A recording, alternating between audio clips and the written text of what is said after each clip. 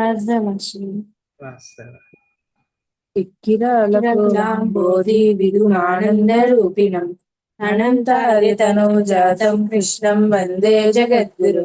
శ్రీకృష్ణమాచార్యమనంతపుత్రం సత్సాధుమిత్రం కరుణాద్రనేత్రం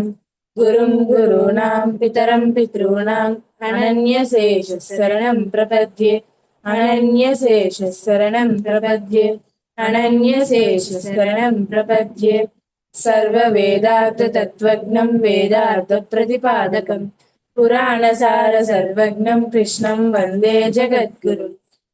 श्रीराघवं दशरथात्मजमप्रमेयं सीतापतिं रघुकुलान्वयरत्नदीपम् आजानुबाहुमरविन्ददलायताक्षं रामं निशाचरविनाशकरं नमामि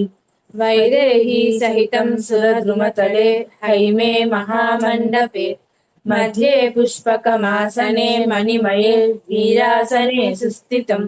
अग्रे वाचयति प्रभञ्जनसुते तत्त्वं मुनिभ्यः परम् व्याख्यान्तं भरतादिभिः परिवृतं रामं भजे श्यामलम् श्रीरघुनन्दन परब्रह्मणे नमः। तपस्वाध्याय निरतं तपस्वी वाग्विदाम्बरं नारदं परिपप्रच्छ वाल्मीकिर्मुनिपुङ्गवम् कोऽन्वस्मिन् साम्प्रतं लोके गुणवान् कश्च वीर्यवान् धर्मज्ञश्च कृतज्ञश्च सत्यवाक्यो दृढव्रतः चारित्रेण च को युक्तः सर्वभूतेषु को हितः विद्वान् कः समर्थश्च कश्चैकप्रियदर्शनः आत्मवान् को जितक्रोधो जितिमान् को न सूयकः कस्य बिभ्यति देवाश्च जातरोषस्य संयुगम् एतदिच्छाम्यहं श्रोतुं परं कौतूहलं हि मे महर्षे त्वं समर्थोऽसि ज्ञातुमेवं विदं नरम् श्रुत्वा चैतत्रिलोकज्ञो वाल्मीकिर्नारदो वचः श्रूयतामिति चामन्त्र्य प्रहृष्टो वाक्यमब्रवीत् बहवो दुर्लभाश्चैव ये त्वया कीर्तिता गुणाः मुने वक्ष्याम्यहं बुद्ध्वा तैर्युक्तः श्रूयतां नरः इक्ष्वाकुवंश प्रभवो रामो नाम जने श्रुतः नियतात्मा महावीर्यो जितिमान् धृतिमान् वसि बुद्धिमान् नीतिमान् वाग्मी श्रीमान् शत्रुनिबर्हणः विपुलांसो महाबाहुः कम्बुग्रीवो महाहनुः महोरस्को महेश्वासो गूढचतुररिन्दमः आजानुबाहुः सुशिराः सुललाटः सुविक्रमः समः समविभक्ताङ्गः स्निग्धवर्णः प्रतापवान् पीनवक्षा विशालाक्षो लक्ष्मीवाञ्छुबलक्षणः धर्मज्ञः सत्यसन्धश्च प्रजानां च हिते रतः यशस्वी ज्ञानसम्पन्नः सुचिर्वस्य समाधिमान् प्रजापतिसमः श्रीमान् दाता रिपुनिषूदनः रक्षिता जीवलोकस्य धर्मस्य परिरक्षिता रक्षिता स्वस्य धर्मस्य स्वजनस्य च रक्षिता वेदवेदाङ्गतत्त्वज्ञो धनुर्वेदे च निश्चितः सर्वशास्त्रार्थतत्त्वज्ञः स्मृतिमान् प्रतिभानवान् सर्वलोकप्रियः साधुरदीनात्मा विचक्षणः सर्वदा विगतः सद्भिः समुद्रैव सिन्धुभिः आर्यः सर्वसमश्चैव सदैकप्रियदर्शनः सर्वगुणोपेता कौसल्यानन्दवर्धनः समुद्रैव गाम्भीर्ये धैर्येण हिमवानिव विष्णुना सदृशो वीर्ये सोमवत् प्रियदर्शनः कालाग्निसदृशः क्रोधे क्षमया पृथिवी समः धनदेन समस्त्यागे सत्ये धर्मैवापरः तमेवं गुणसम्पन्नं रामं सत्यपराक्रमम् ज्येष्ठं श्रेष्ठगुणैर्युक्तः प्रियं दशरथः सुतं प्रकृतीनां हितैर्युक्तं प्रकृतिप्रियकाम्यया यौवराज्येन संयोक्तुमैच्छत् प्रीत्या महापतिः तस्याभिषेकसंभारान्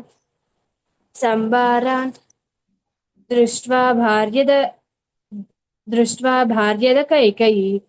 पूर्वं दत्तवरा देवी वरमेन मयाचत विवासनं च रामस्य भरतस्याभिषेचनम् स सत्यवचनात् राजा धर्मपाशेन संयतः विवासनं च रामस्य श्रुतं रामं दशरथः प्रियम् स जगामवनं वीरः प्रतिज्ञामनुपालयन् पितुर्वचननिर्देशात् कैकेय्याः प्रियकारणात् तं व्रजन्तं प्रियो भ्राता लक्ष्मणोऽनुजगामः स्नेहाद्विनयसम्पन्नः सुमित्रानन्दवर्धनः भ्रातरं दयितो भ्रातु सौभ्रातमनुदर्शयन् रामस्य दयिता भार्या नित्यं प्राणसमाहिता जनकस्य कुले जाता देवमायेव निर्मिता सर्वलक्षणसम्पन्ना नारीणामुत्तमा वधूः सीताप्यनुगता रामं शिशिनं रोहिणी यथं पौरैरनुगतो दूरं पित्रा दशरथेन च शृङ्गिबेरपुरे सूतं गङ्गाकूले व्यसर्जयत् गुहमासाद्य धर्मात्मा निषादाधिपतिव्रति गुहेन सहितो रामो लक्ष्मणेन च सीतया ते वनेन वनं गत्वा नदीस्थित्वा बहूदकाः चित्रकूटमनुप्राप्य भरद्वाजस्य शासनात् वसधं कृत्वा राममानावनेत्रया देवगन्धर्वसङ्कासास्त्रत्यन्यवसन् सुखम्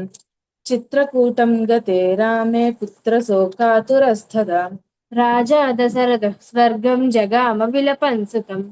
मृते तु तस्मिन् भरतो वसिष्ठ प्रमुखैर्द्विजैः नियुज्यमानो राज्याय नैच्छद्राज्यं महाबलः स जगामवनं वीरो रामपादप्रसादकः गत्वा तु स महात्मानं रामं सत्यपराक्रमम् अयाचद् भ्रातरं राम मार्यभावनुपन्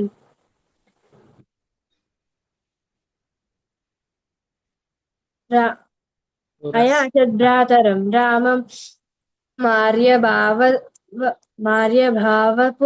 पुरस्कृतः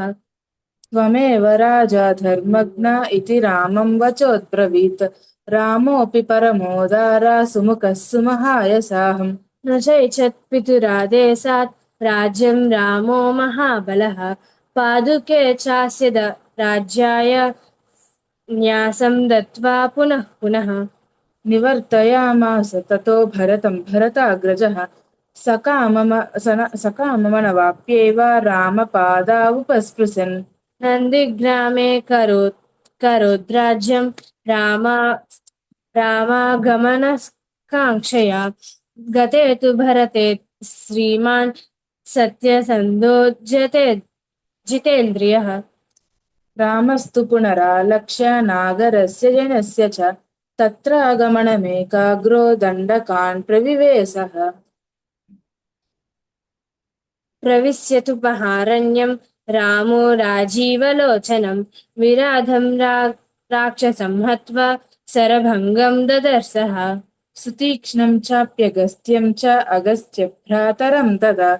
अगस्त्यवचनाच्चैव जग्राहैन्द्रं सरासनम् खड्गं च परमप्रीता स्तूणी चाक्षयसायकौ वसतस्तस्य रामस्य वने वनचरैः सह ऋषयोऽभ्यागमन् सर्वे मासुररक्षसाम् वधायासुररक्षसाम् स तेषां प्रतिसिस्राव राक्षसानां तथा वने प्रतिज्ञातस्य रामेण वधं संयति राक्षसान् ऋषीणां मग्निकल्पानां दण्डकारण्यवासिनाम् तेन तत्रैव वसता जनस्थाननिवासिनी विरूपिता शूर्पणखा राक्षसी कामरूपिणी तत्त्वः शूर्पणखावाक्या दुद्युक्तान् सर्वराक्षसान् खरं त्रिशिरस्तं चैव दूषणं चैव राक्षसम् निजघानरणे रामस्तेषां चैव पदानुगान् वने तस्मिन् निवसत जनस्थाननिवासिनाम् रक्षसां सहतान्वासन् रक्षसा सहस्राणि रक्षसां निहतान्यासन् रक्षसां निहतान्यासन् सहस्राणि चतुर्दश।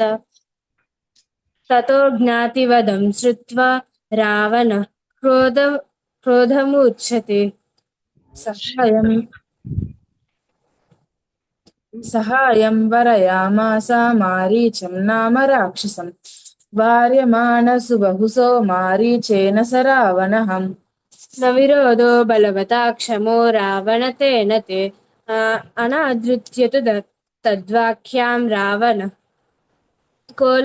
कालचोदितः। जगामसः मारीचस्तस्याश्रमपदं तदा तेन मायाविना दूरमपवाह्य नृपात्मजौ जहार भार्यां रामस्य रुद्रं हत्वा जटायुषं रुद्रं च सहितं दृष्ट्वा हृत्वा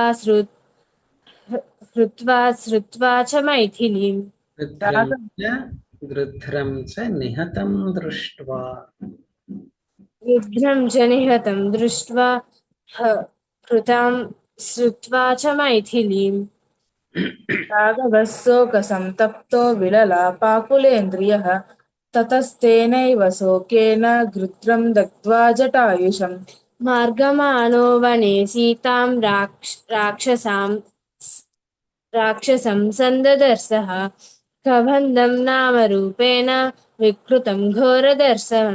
घोरदर्शनम्। तं निहत्य महाबाहुद्वदाह स्वर्गतश्च सः स चास्य कथयामास शबरीं धर्मचारिणीम् श्रमणीं धर्मनिपुणा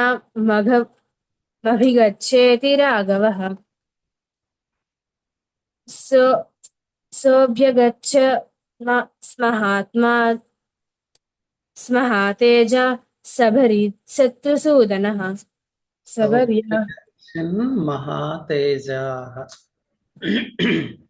सोऽभ्यगच्छ महातेजा सबरी शत्रुसूदनः। शबर्याः पूजितः सम्यग् रामो दशरथात्मजः पम्पातीरे हनुमता सङ्गतो वानरेणहम्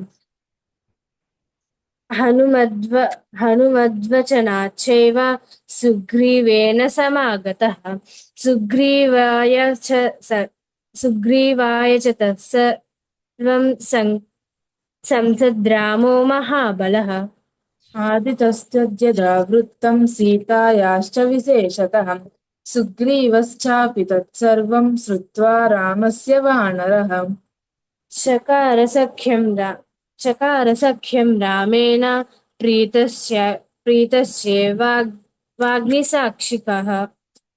वाग्निसाक्षिकं ततो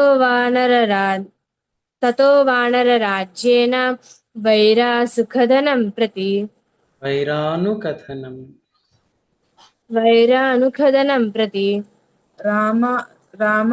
रामाय वेदितं सर्वं प्रणय दुःखितेन च रामायावेदितं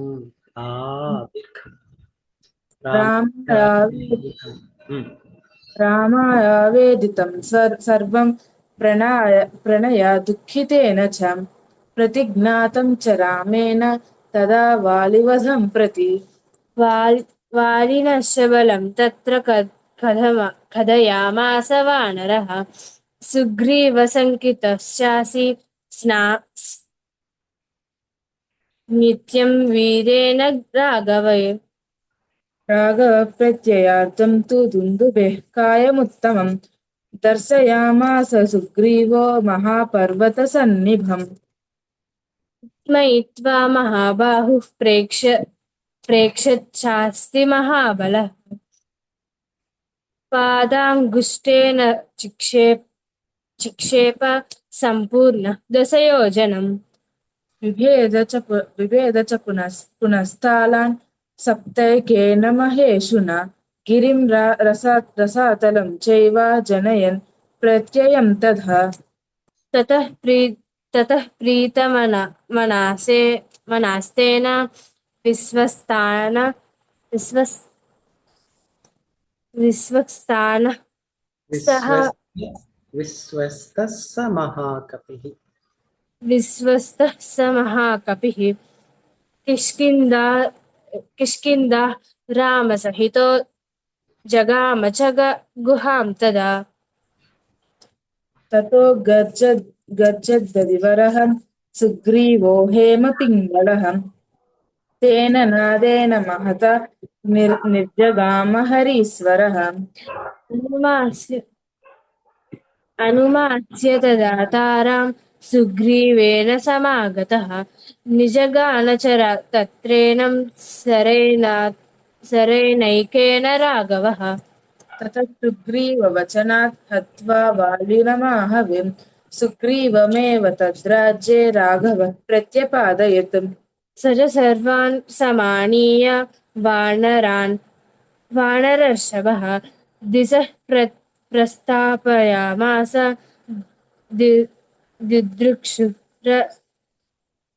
जनकात्मजा ततो गृत्रस्य वचनात् सम्पाते हनुमान् बली शतयोजनविस्तीर्णं पुप्लुवे लवणार्णवम् ततः लङ्का समासाद्य पु- पुरीं रावणपालितां ददर्श सीतां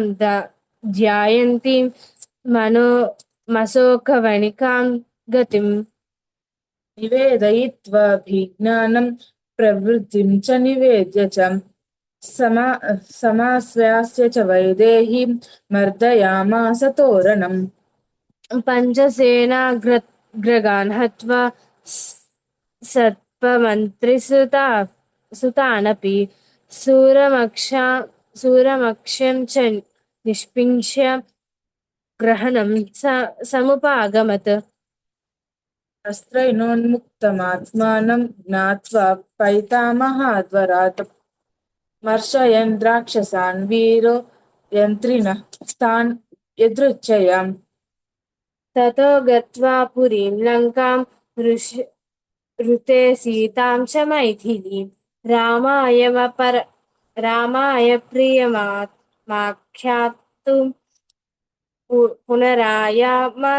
महाकपिः सोऽभ्यगम्य महात्मानं कृत्वा रामं प्रदक्षिणम्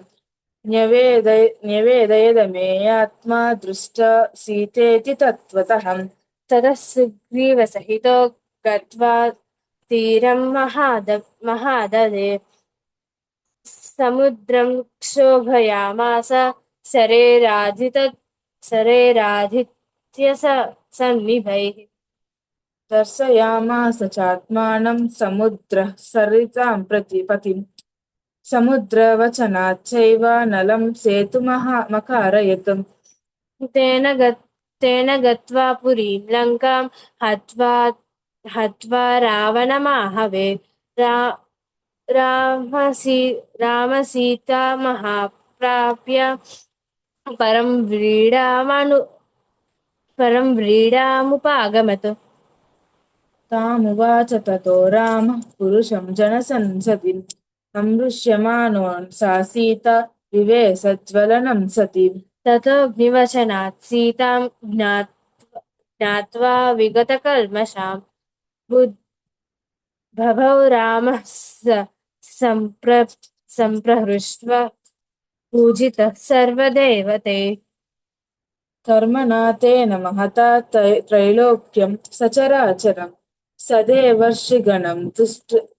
राघवः स महात्मनः अभिषिच्य च लङ्काया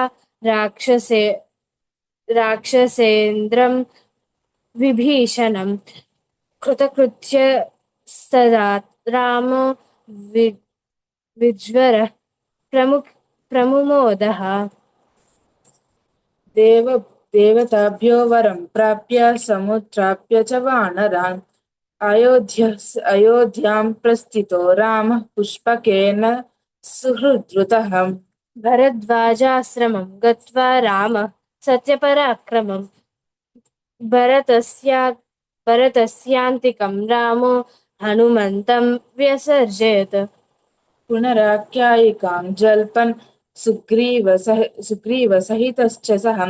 पुष्पकं तत्समाहृत्य नन्दिग्रामं तदा नन्दिग्रामे जटाहित्वा भातृभिः सहितोन्नगः रामसीतामनुप्राप्य राज्यं पुनरवाप्तवान्। प्रहृष्टो मुदितो लोकस्तुष्टः पुष्टः सुधार्मिकः निरामयोग्यरोगश्च दुर्भिक्षभयवर्जितः सपुत्रमरणं किञ्चित् नपुत्रमरणं किञ्चित् द्रक्ष्यन्ति पुरुषात् क्वचित् नार्यचाविधवा नित्यं भविष्यन्ति पतिव्रतः न चाग्निजं भयं किञ्चिन्नाप्सुमज्जन्ति जन्तवः न वातजं भयं किञ्चिन्नापि ज्वरकृतं तथा न चापि क्षुद्भयं तत्र नस्करभयं तथा नगराणि च राष्ट्राणि धनधान्यमुतानि च नित्यं प्रमुदिता सर्वे यथा कृतयुगे तथा अश्वमेधशतैरिष्ट्वा तथा बहुसुवर्णकैः गवाकोट्ययतं दत्त्वा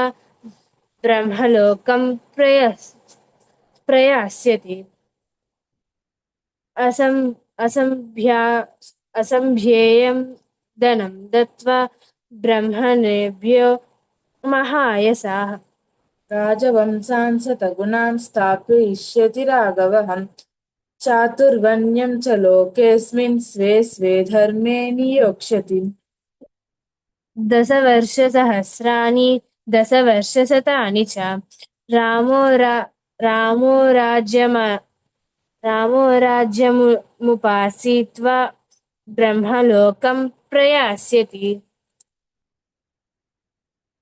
इदं पवित्रं पापघ्नं पुण्यं वेदे च संवितं यः पठेत् रामचरितं सर्वपापैः प्रमुच्यते एतदाख्यानमायुष्यं पठन् रामायणं नरः न पुत्रपौत्रः सगनः प्रेत्ये स्वर्गे महीयते पठन् द्विजो वा वृषभत्वमीयात् स्यात् क्षत्रियो भूमिपतित्वमीयात् वणिक्जनः पण्यफलत्वमीयात् जनश्च शूद्रोऽपि महत्त्वमीयात् इत्यार्षे श्रीमद् रामायणे आदिकाव्ये बालकाण्डे श्रीमद् रामायण कथा संक्षेपो नाम प्रथमः सर्गः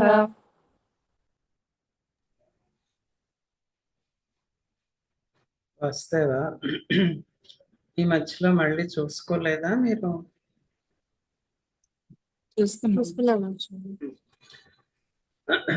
కొన్ని ఎర్రర్స్ వచ్చేసాయి, తప్పులు. అయితే మీ ఫ్లో డిస్టర్బ్ కాకూడదని నేను అడ్డుపడలేదు. సో ఇంకొకసారి నేనే చెప్తాను, పలికేస్తారా? మెయిన్గా ఎక్కడంటే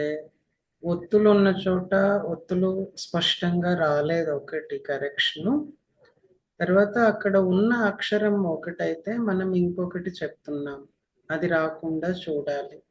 ఎక్కువగా మీకు ఆ ప్రింట్ని బట్టి నా ఉన్న చోట సా చెప్పటం,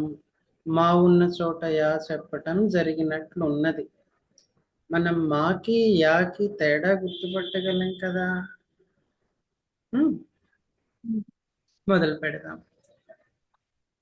శ్రీ రఘునందన పరబ్రహ్మణే నమః. శ్రీ రఘునందన పరబ్రహ్మణే నమః. తపస్వాధ్యాయ నిరతం తపస్వీ వాగ్విదాంబరం. తపస్వాధ్యాయ నిరతం తపస్వీ వాగ్విదాంబరం. నారదం పరిపప్రచ్ఛ వాల్మీకిర్మునిపుంగవం.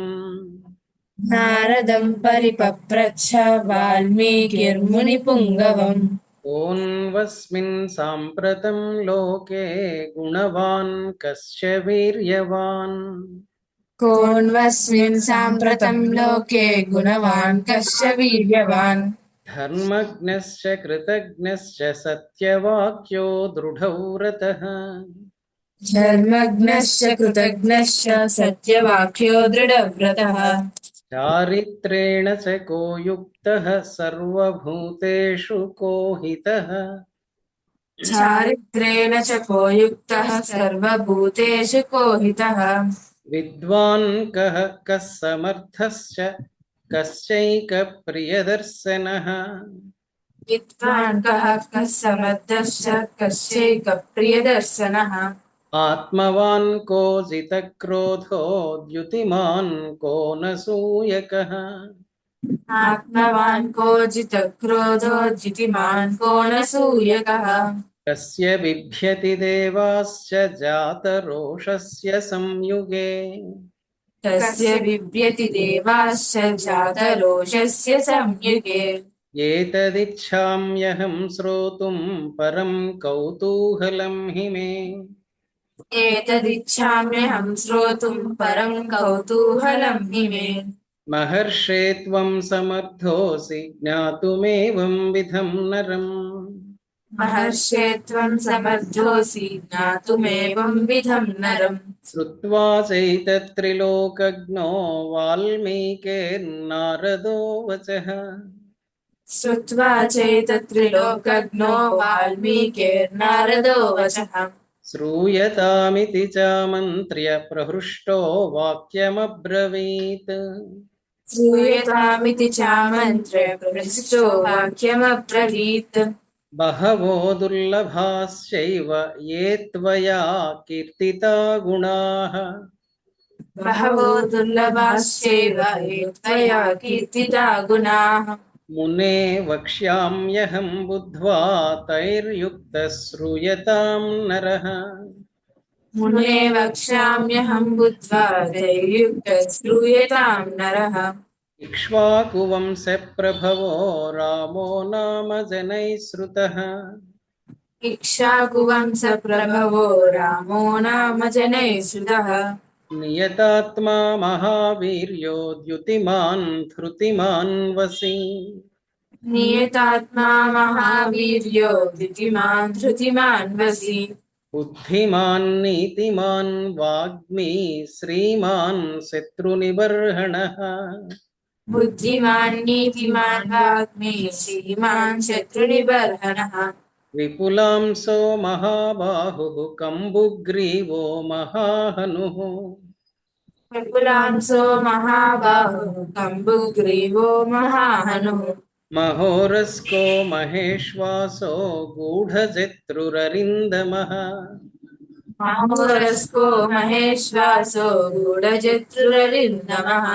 आजानुबाहुः सुशिराः सुललाटः सुविक्रमः आजानुबाहुः सुशिराः सुललाटः सुविक्रमः समः समविभक्ताङ्गस्निग्धवर्णः प्रतापवान् समः समविभक्ताङ्गः स्निग्धवर्णः प्रतापवान् पीनवक्षा विशालाक्षो लक्ष्मीवान् शुभलक्षणः मीनवक्षा विशालाक्षो लक्ष्मीवान् शुभलक्षणः धर्मज्ञः सत्यसन्धश्च प्रजानां च हिते रतः धर्मज्ञः सत्यसन्धश्च प्रजानां च हिते रतः यशस्वी ज्ञानसम्पन्नः शुचिर्वस्यः समाधिमान् यशस्वी ज्ञानसम्पन्नः शुचिर्वस्य समाधिमान् प्रजापतिसमः श्रीमान् धाता रिपुनिषूदनः प्रजापतिसमः श्रीमान् दाता रिपुनिषूदनः रक्षिता जीवलोकस्य धर्मस्य परिरक्षिता रक्षिता जीवलोकस्य धर्मस्य परिरक्षिता धर्मस्य धर्मस्य परिरक्षिता परिरक्षिता रक्षिता स्वस्य धर्मस्य स्वजनस्य च रक्षिता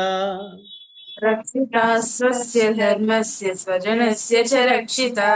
वेद वेदांगतत्त्वज्ञो धनुर्वेदे च निष्ठितः वेद वेदांगतत्त्वज्ञो धनुर्वेदे च निष्ठितः ध ధనుర్వేదము అది కొంచెం धनुर्वेदे च निष्ठितः అలాంటి చోట కొంచెం శ్రద్ధ పెట్టండి, దాంతో పర్ఫెక్ట్ అయిపోతుంది. మళ్ళీ చెప్దాం. వేద వేదాంగతత్వజ్ఞో ధనుర్వేదే చ నిష్ఠితః वेद वेदांगतत्त्वज्ञो धनुर्वेदे च निष्ठितः सर्वशास्त्रार्थतत्त्वज्ञः स्मृतिमान् प्रतिभानवान् सर्वशास्त्रार्थतत्त्वज्ञः श्रुतिमान् प्रतिभानवान् सर्वलोकप्रियः साधुरदीनात्मा विचक्षणः सर्वलोकप्रियः साधुरदीनात्मा विचक्षणः सर्वदाभिगतः सद्भिः समुद्र इव सिन्धुभिः सर्वदाभिगतः सद्भिः समुद्र इव सिन्धुभिः आर्यः सर्वसमश्चैव सदैकप्रियदर्शनः आर्यः सर्वसमश्चैव सदैव प्रियदर्शनः स च सर्वगुणोपेतः कौसल्यानन्दवर्धनः स च सर्वगुणोपेतः कौसल्यानन्दवर्धनः समुद्र इव गाम्भीर्ये धैर्येण हिमवानिव समुद्र इव गाम्भीर्ये धैर्येण हिमवानिव विष्णुना सदृशो वीर्ये सोमवत्प्रियदर्शनः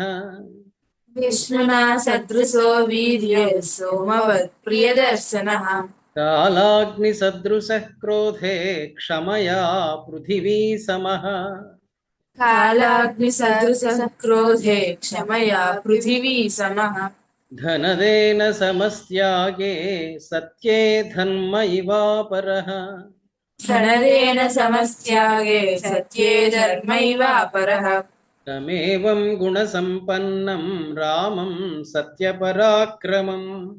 तमेवं गुणसम्पन्नं रामं सत्यपराक्रमम् ज्येष्ठं श्रेष्ठगुणैर्युक्तं प्रियं दशरथः सुतं ज्येष्ठं श्रेष्ठगुणैर्युक्तं प्रियं दशरथः सुतं प्रकृतीनां हितैर्युक्तं प्रकृतिप्रियकाम्यया प्रकृतीनां हितैर्युक्तं प्रकृतिप्रियकाम्यया यौवराज्येन संयोक्तुमैच्छत्प्रीत्या महीपतिः यौवराज्येन संयोक्तुमैच्छत्प्रीत्या महीपतिः. జాహ్నవి ఇక్కడ నువ్వు ఇందాక మహాపతి అన్నట్టు గుర్తు నాకు. మహీపతి తస్యాభిషేక సంభారాన్ దృష్ట్వా భార్యాధ కైకేయీ तस्याभिषेक संभारान् दृष्ट्वा भार्याध कैकेयी. అంతే అంతే. భార్య అధ కైకేయీ కలిపేసి భార్యాధ కైకేయీ. भार्याध कैकेयी. పూర్వం దత్తవరా దేవి వరమేన మయాచత पूर्वं दत्तवरा देवी वरमेन मयाचत వివాసనం చ రామస్య భరతస్యాభిషేచనం विवासनं च रामस्य भरतस्याभिषेचनम् స సత్యవచనాద్రాజా ధర్మపాసేన సంయతః स सत्यवचनाद् राजा धर्मपासेन संयतः వివాసయామాస సుతం రామం దశరథః ప్రియం विवासयामास सुतं रामं दशरथः प्रियम् స జగామ వనం వీరః ప్రతిజ్ఞామనుపాలయన్ स जगाम वनं वीरः प्रतिज्ञामनुपालयन् పితుర్వచన నిర్దేశాత్ కైకేయ్యాః ప్రియకారణాత్ पितुर्वचननिर्देशात् कैकेय्याः प्रियकारणात् తం వ్రజంతం ప్రియో భ్రాతా లక్ష్మణోనుజగామః तं व्रजन्तं प्रियो भ्राता लक्ष्मणोऽनुजगामः స్నేహాద్ వినయ సంపన్నః సుమిత్రానందవర్ధనః स्नेहाद्विनयसम्पन्नः सुमित्रानन्दवर्धनः भ्रातरं दयितो भ्रातुः सौभ्रात्रमनुदर्शयन् भ्रातरं दयितो भ्रातुः सौभ्रात्रमनुदर्शयन् रामस्य दयिता भार्या नित्यं प्राणसमाहिता रामस्य दयिता भार्या नित्यं प्राणसमाहिता जनकस्य कुले जाता देवमायेव निर्मिता जनकस्य कुले जाता देवमायेव निर्मिता सर्वलक्षणसम्पन्ना नारीणामुत्तमा वधूः सर्वलक्षणसम्पन्ना नारीणामुत्तमा वधूः सीताप्यनुगता रामं शशिनं रोहिणी यथा सीताप्यनुगता रामं शशिनं रोहिणी यथा पौरैरनुगतो दूरं पित्रा दशरथेन च पौरैरनुगतो दूरं पित्रा दशरथेन च शृङ्गिबेरपुरे सूतं गङ्गाकूले व्यसर्जयत् शृङ्गिवेरपुरे सूतं गङ्गाकूले व्यसर्जयत् गुहमासाद्य धर्मात्मा निषादाधिपतिं प्रियम् गुहमासाद्य धर्मात्मा निषादाधिपतिं प्रियम् गुहेन सहितो रामः लक्ष्मणेन च सीतया गुहेन सहितो राम लक्ष्मणेन च सीतया ते वनेन वनं गत्वा नदीस्थित्वा बहूदकाः ते वनेन वनं गत्वा नदी स्थित्वा बहूदकाः चित्रकूटमनुप्राप्य भरद्वाजस्य शासनात् चित्रकूटमनुप्राप्य भरद्वाजस्य शासनात् रम्यमावसधं कृत्वा रममाणा वने त्रयः रम्यमावसधं कृत्वा रममाणा वने त्रयः देवगन्धर्वसङ्काशाः तत्र ते न्यवसन् सुखम् देवगन्धर्वसङ्काशास्तत्र न्यवसन् सुखम् देवगन्धर्वसङ्काशाः तत्र ते न्यवसन् सुखम्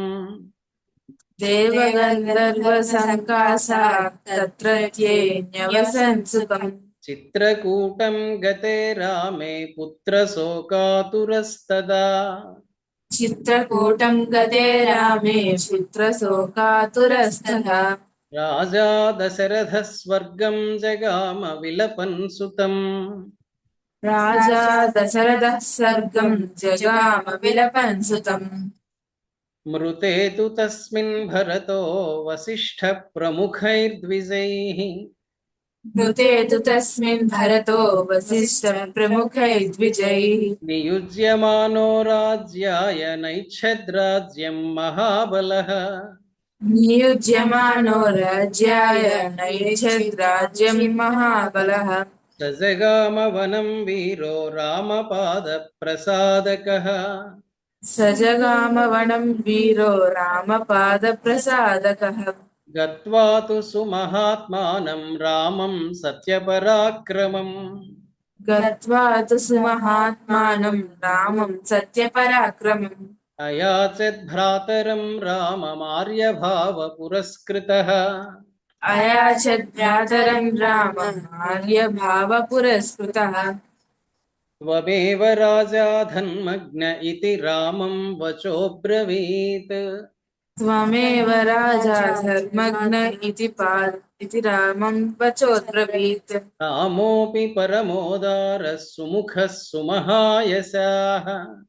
रामोऽपि परमोदारः सुमुखः सुमहायशाः न चैच्छत्पितुरादेशात् राज्यं रामो महाबलः न चैच्छत् पितुरादेशात् राज्यं रामो महाबलः पादुके चास्य राज्याय न्यासं दत्त्वा पुनः पुनः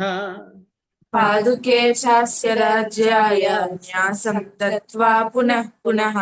निवर्तयामास ततो भरतं भरताग्रजः निवर्तयामास ततो भरतं भरताग्रजः स काममनवाप्यैव रामपादावुपस्पृशन् सकाममनवाप्यैव रामपादावुपस्पृशन् नन्दिग्रामे करोद्राज्यं रामागमनकाङ्क्षया नन्दिग्रामे करोद्राज्यं रामागमनकाङ्क्षया रामागमनकाङ्क्षया रामागमनकाङ्क्षया राम आगमन रामागमन रामागमनकाङ्क्षया गते तु भरते श्रीमान् सत्यसन्धो जितेन्द्रियः गते तु तरते श्रीमान् सत्यसन्धो जितेन्द्रियः रामस्तु पुनरालक्ष्य नागरस्य जनस्य च रामस्तु पुनरालक्ष्य नागरस्य जनस्य च तत्रागमनमेकाग्रो दण्डकान् प्रविवेशः तत्रागमनमेकाग्रो दण्डकान् प्रविवेशः प्रविश्य तु महारण्यं रामो राजीवलोचनः प्रविश्य तु महारण्यं रामो राजीवलोचनः विराधं राक्षसं हत्वा शरभङ्गं ददर्शः विराधं राक्षसं हत्वा शरभङ्गं ददर्शः सुतीक्ष्णं चाप्यगस्त्यं च अगस्त्यभ्रातरं तथा सुतीक्ष्णं चाप्यगस्त्यं च अगस्त्यभ्रातरं तथा अगस्त्यवचनाच्चैव जग्राहैन्द्रं सरासनम् अगस्त्यवचनाच्चैव जग्राहेन्द्रं सरासनम् खड्गं च परमप्रीतस्तूणी चाक्षयसायकौ खड्गं च परमप्रीतस्तूणी चाक्षयसायकौ वसतस्तस्य रामस्य वने वनचरैः सह वसतस्थ्य रामस्य वने वनचरैः सह वसतस्तस्य रामस्य वने वनचरैः सह वसतस्य रामस्य वने वनचरैः सह वसतः तस्य वसतस्तस्य वसतस्य हम्म। वसतस्य रामस्य वने वनचरैः सह ऋषयोऽभ्यागमन् सर्वे वधायासुररक्षसाम् ऋषयोऽभ्यागमन् सर्वे वधायासुररक्षसाम् स तेषां प्रतिशुश्राव राक्षसानां तथा वने स तेषां प्रतिशुश्राव राक्षसानां तथा वने प्रतिज्ञातस्य रामेण वधः संयति रक्षसाम् प्रतिज्ञातश्च रामेण वधः संयति रक्षसाम् ऋषीणामग्निकल्पानां दण्डकारण्यवासिनाम् ऋषीणामग्निकल्पानां दण्डकारण्यवासिनाम् तेन तत्रैव वसता जनस्थाननिवासिनी तेन तत्रैव वसता जनस्थाननिवासिनी विरूपिता शूर्पणखा राक्षसी कामरूपिणी निरूपिता शूर्पणखा राक्षसी कामरूपिणी ततः शूर्पणखा वाक्यादुद्युक्तान् सर्वराक्षसान् ततः शूर्पणखा वाक्याद्युक्तान् सर्वराक्षसान् खरं त्रिशिरसं चैव दूषणं चैव राक्षसम् हरं त्रिशिरं चैव दूषणं चैव राक्षसम् निजघानरणे रामस्तेषां चैव पदानुगान् निजगानरणे रामस्तेषां चैव पदानुगान् वने तस्मिन् निवसता जनस्थाननिवासिनाम् वने तस्मिन् निवसता जनस्थाननिवासिनाम् रक्षसां निहतान्यासन् सहस्राणि चतुर्दश रक्षसां निहतान्यासन् सहस्राणि चतुर्दश ततो ज्ञातिवधं श्रुत्वा रावणः क्रोधमूर्छितः ततो ज्ञातिवधं श्रुत्वा रावणः क्रोधमूर्छितः జ్ఞాతివధం రావణ క్రోధ ज्ञातिवधं श्रुत्वा ततो ज्ञातिवधं श्रुत्वा रावणः क्रोधमूर्छितः సహాయం వరయామాస మారీచం నామ రాక్షసం सहायं वरयामास मारीचं नाम राक्षसम् వార్యమాణः సుబహుశో మారీచేన స రావణः वारयामानः सुबहुसो मारीचेन स रावणः న విరోధో బలవతా క్షమో రావణ తేన తే न विरोधो बलवता क्षमो रावण तेन ते అనాదృత్య తు తద్వాక్యం రావణ కాలచోదితః अनादृत्य तु तद्वाक्यं रावणः कालचोदितः జగామ సహ మారీచస్తస్యాశ్రమపదం తదా जगाम सह मारीचस्तस्याश्रमपदं तदा తేన మాయావినా దూరమపవాహ్య నృపాత్మజౌ तेन मायाविना दूरमपवाप्य नृपात्मजो జహార భార్యాం రామస్య గృధ్రం హత్వా జటాయుషం जहार भार्यां रामस्य गृध्रं हत्वा जटायुषम् గృధ్రం చ నిహతం దృష్ట్వా హృతాం శ్రుత్వా చ మైథిలీం गृध्रं च निहतं दृष्ट्वा गृगां श्रुत्वा च मैथिलीम् రాఘవः శోకసంతప్తో విలలాపాకులేంద్రియః राघवः शोकसन्तप्तो विललापाकुलेन्द्रियः అక్కడ కూడా రాఘవ राघवः शोकसन्तप्तो विललापाकुलेन्द्रियः తతస్తేనైవ శోకేన గృధ్రం దగ్ధ్వా జటాయుషం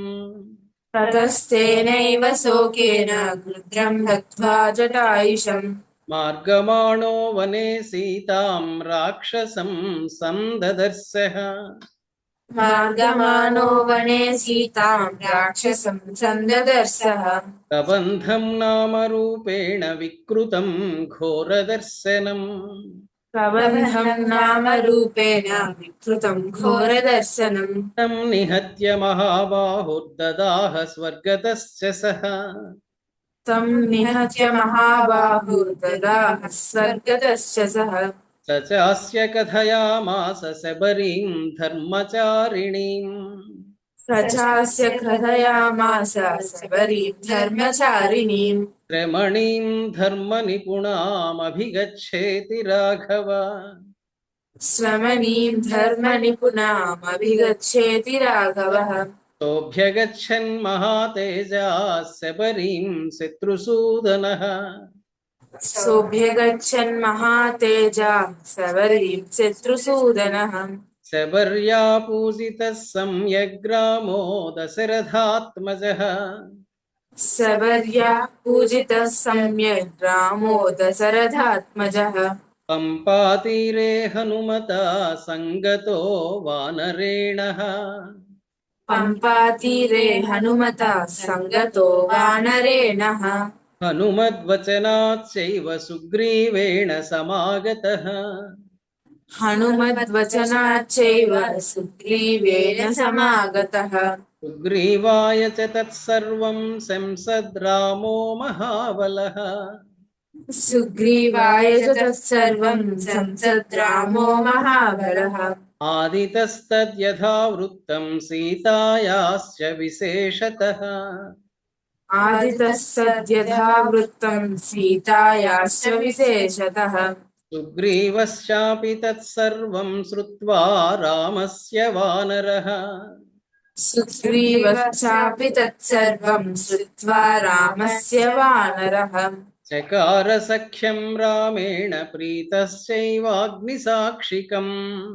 चकार सख्यं रामेण प्रीतश्चैवाग्निसाक्षिकम् తతో వానరరాజేన వైరానుకథనం ప్రతి ततो वानरराजेन वैरानुकथनं प्रति రామాయావేదితం సర్వం ప్రణయాద్ దుఃఖితేన చ రామాయావేదితం సర్వం ప్రణయా దుఃఖితేన చ ప్రతిజ్ఞాతం చ రామేణ తదా వాలివధం ప్రతి ప్రతిజ్ఞాతం చ రామేణ తదా వాలివధం ప్రతి. అక్కడ తథా అని ఉండాలి. ఉన్నదా? తదా అనే ఉందా?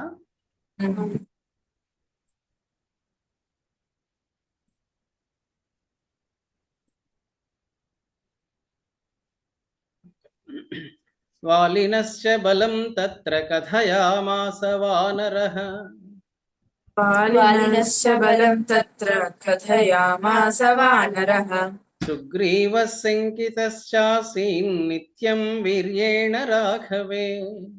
సుగ్రీవः శంకితశ్చాసీత్ నిత్యం వీర్యేణ రాఘవే రాఘవ ప్రత్యయార్థం తు దుందుభే కాయముత్తమం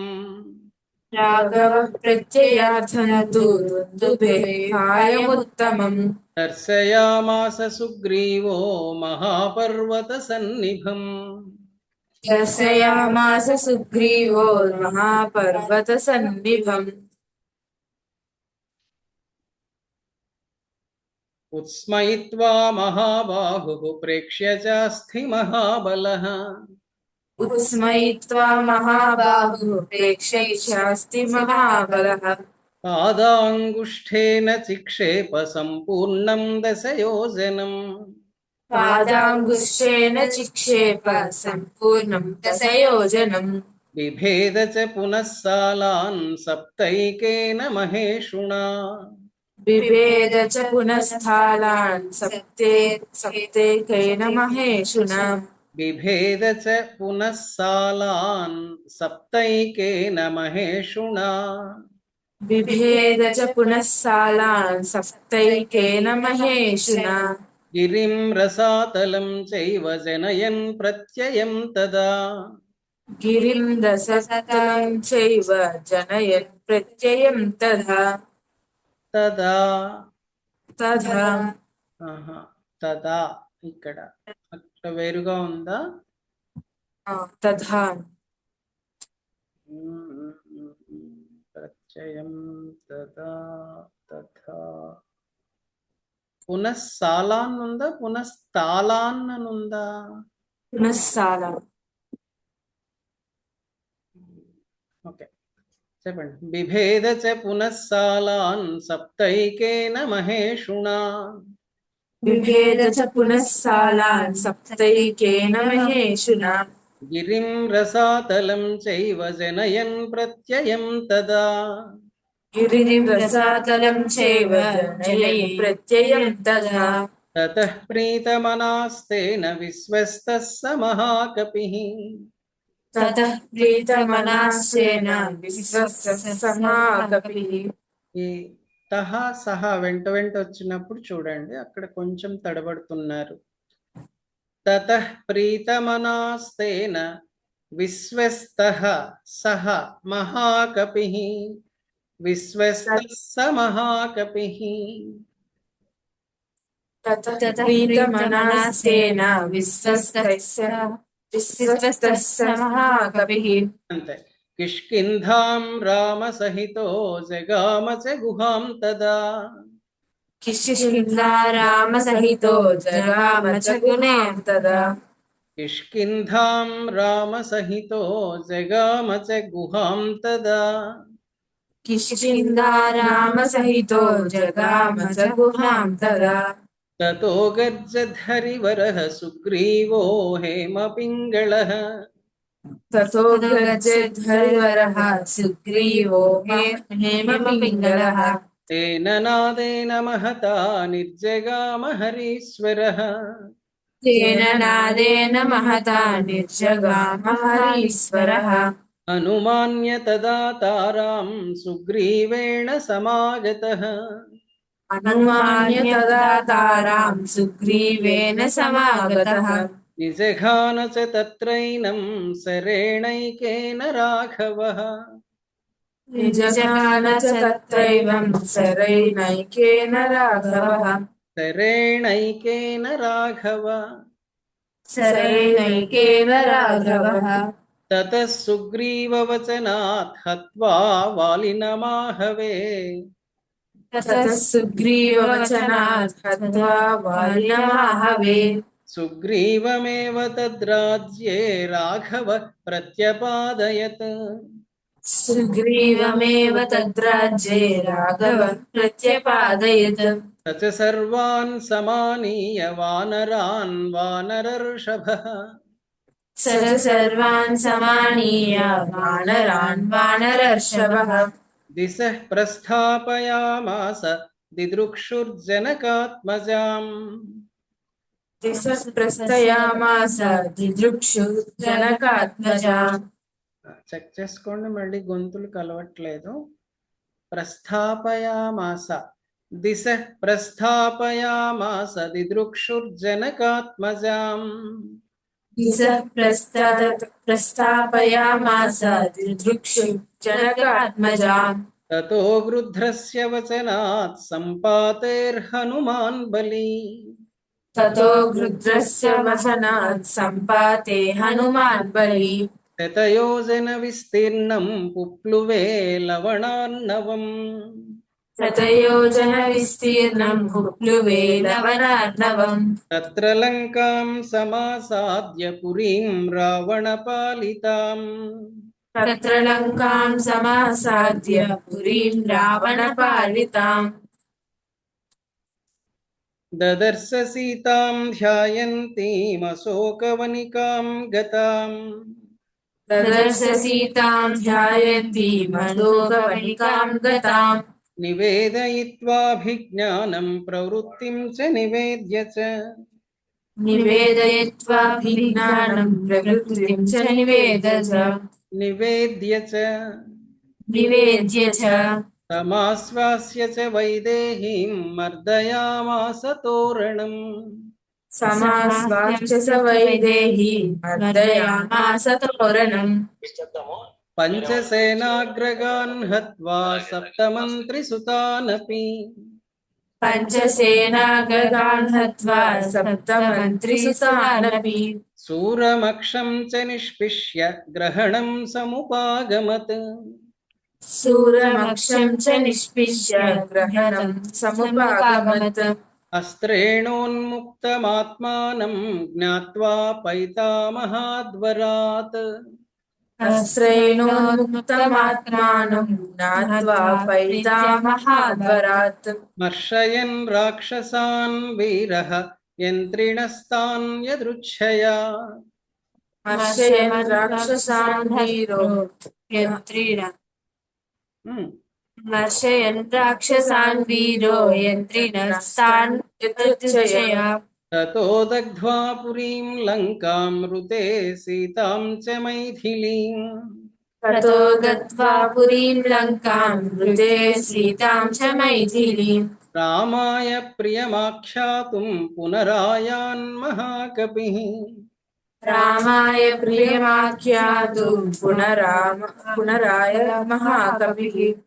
पुनरायान् महाकपिः पुनरायान् महाकपिः सोऽभिगम्य महात्मानं कृत्वा रामं प्रदक्षिणम् सोऽभिगम्य महात्मानं कृत्वा रामं प्रदक्षिणम् न्यवेदयदमेयात्मा दृष्टा सीतेति तत्त्वतः न्यवेदयमेयात्मा दृष्ट्वा सीतेति तत्त्वतः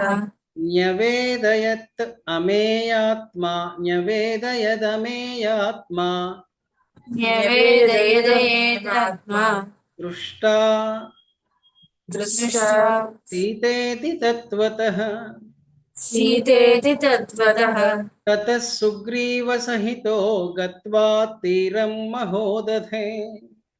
ततो सुग्रीवसहितो गत्वा तीरं महोदधे ततः सुग्रीव ततो काదు ततः सुग्रीवसहितो गत्वा तीरं महोदधे समुद्रं क्षोभयामास समुद्रं क्षोभयामास सन्निभैः आदित्यसन्निभैः दर्शयामास चात्मानं समुद्रः सरितां पतिः दर्शयामास चात्मानं समुद्रं सरितां पतिः समुद्रवचनाच्चैव नलं सेतुमकारयत् समुद्रवचनाच्चैव नलं सेतुमकारयत् तेन गत्वा पुरीं लङ्कां हत्वा रावणमाहवे तेन गत्वा पुरीं लङ्कां हत्वा रावणमाहवे रामः सीतामनुप्राप्य परां व्रीडामुपागमत् रामः सीतामनुप्राप्य परां व्रीडामुपागमत् तामुवाच ततो राम परुषं जनसंसदि तामुवाच ततो रामः पुरुषं जनसंसदि ఇందాక కూడా మీరు ఇక్కడ పురుషం జన సంసది అన్నారు పరుషం కదా అలాగే ఉందా పరుషం ఉందా పురుషం ఉన్నదా పరుషం కదా ఓకే అమృష్యమాణా సా సీతా వివేశజ్వలనం సతి अमृष्यमाणा सा सीता विवेशज्वलनं सति ततोऽग्निवचनात् सीतां ज्ञात्वा विगतकल्मषाम् ततोऽग्निवचनात् सीतां ज्ञात्वा विगतकल्मषाम् बभौ रामः सम्प्रहृष्टः पूजितः सर्वदैवतैः बभौ रामः सम्प्रहृष्टः पूजितः सर्वदैवतैः कर्मणा तेन महता त्रैलोक्यं सचराचरम् कर्मणा तेन महता त्रैलोक्यं सचराचरम् स देवर्षिगणं तुष्टं राघवस्य महात्मनः सदेवर्षिगणं तुष्टं राघवस्य महात्मनः अभिषिच्य च लङ्कायां राक्षसेन्द्रं विभीषणम् अभिषिच्य च लङ्कायां राक्षसेन्द्रं विभीषणम् कृतकृत्यस्तदा रामो विज्वरः प्रमुमोदः कृतकृत्यस्तदा रामो विज्वरः प्रमुमोदः देवताभ्यो वरं प्राप्य समुत्थाप्य च वानरान् देवताभ्यो वरं प्राप्य समुत्थाप्य च वानरान् अयोध्यां प्रस्थितो रामः पुष्पकेण सुहृद्वृतः अयोध्यां प्रस्थितो रामः पुष्पकेन सुहृद्वृतः भरद्वाजाश्रमं गत्वा रामः सत्यपराक्रमः भरद्वाजाश्रमं गत्वा रामः सत्यपराक्रमः भरतस्यान्तिकं रामो हनूमन्तं व्यसर्जयत् भरतस्यान्तिकं रामो हनुमन्तं व्यसर्जयत् पुनराख्यायिकां जल्पन् सुग्रीवसहितस्य सः पुनराख्यायिकां जल्पन् सुग्रीवसहितश्च सः पुष्पकं तत्समारुह्य नन्दिग्रामं ययौ तदा पुष्पकं तत्समारुह्य नन्दिग्रामं ययौ तदा नन्दिग्रामे जटाहित्वा भ्रातृभिः सहितो नखः नन्दिग्रामे जटाहित्वा भ्रातृभिः सहितो नगः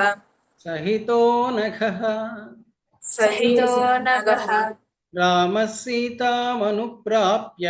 राज्यं पुनरवाप्तवान् रामः सीतामनुप्राप्य राज्यं पुनरवाप्तवान् प्रहृष्टो मुदितो लोकस्तुष्टः पुष्टः सुधार्मिकः हृष्टो मुदितो लोकस्तुष्टः पुष्टः सुधार्मिकः निरामयो ह्यरोगश्च दुर्भिक्षभयवर्जितः निरामयो ह्यरोगश्च दुर्भिक्षभयवर्जितः सपुत्र कादु जाह्नवी न पुत्र मरणं किंचित् रक्ष्यन्ति पुरुषाः क्वचित् न पुत्रमरणं किंचित् रक्ष्यन्ति पुरुषाः क्वचित् नार्यश्चा विधवा नित्यं भविष्यन्ति पतिव्रताः नार्यश्चाविधा नित्यं भविष्यति पतिव्रतः न पतिव्रताः पतिव्रताः न चाग्निजं भयं किञ्चिन्नाप्सु मज्जन्ति जन्तवः न चातिजं भयं किञ्चिन्नाप्सु मज्जन्ति जन्तवः न वातजं भयं किञ्चिन्नापि ज्वरकृतं तथा न वातजं भयं किञ्चिन्नापि ज्वरकृतं तथा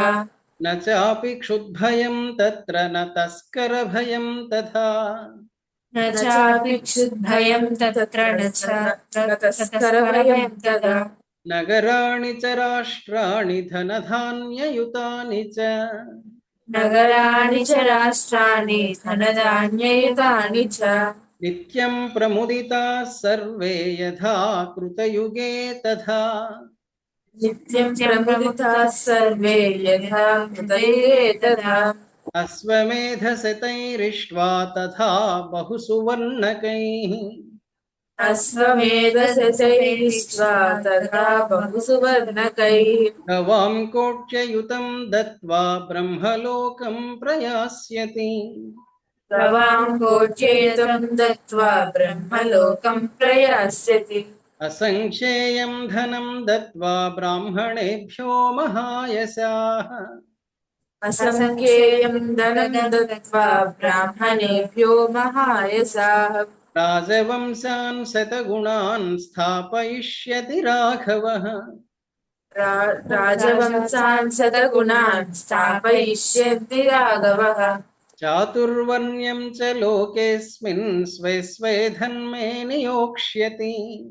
चातुर्वर्ण्यं च लोकेऽस्मिन् स्वे स्वे धर्मे नियोक्ष्यति दशवर्षसहस्राणि दशवर्षशतानि च दशवर्षसहस्राणि दशवर्षसहस्राणि च रामो राज्यमुपासित्वा ब्रह्मलोकं प्रयास्यति रामो राज्यमुपासीत्वा ब्रह्मलोकं प्रयास्यति इदं पवित्रं पापघ्नं पुण्यं वेदैश्च सम्मितम् इदं पवित्रं पापघ्नं पुण्यं वेदैश्च सन्मितम् यः पठेद् रामचरितं सर्वपापैः प्रमुच्यते पठेत् रामचरितं सर्वपापैर्प्रमुच्यते एतदाख्यानमायुष्यं पठन् रामायणं नरः एतदाख्यानमायुष्यं पठन् रामायणं नरः सपुत्रपौत्रः सगणः प्रेत्य स्वर्गे महीयते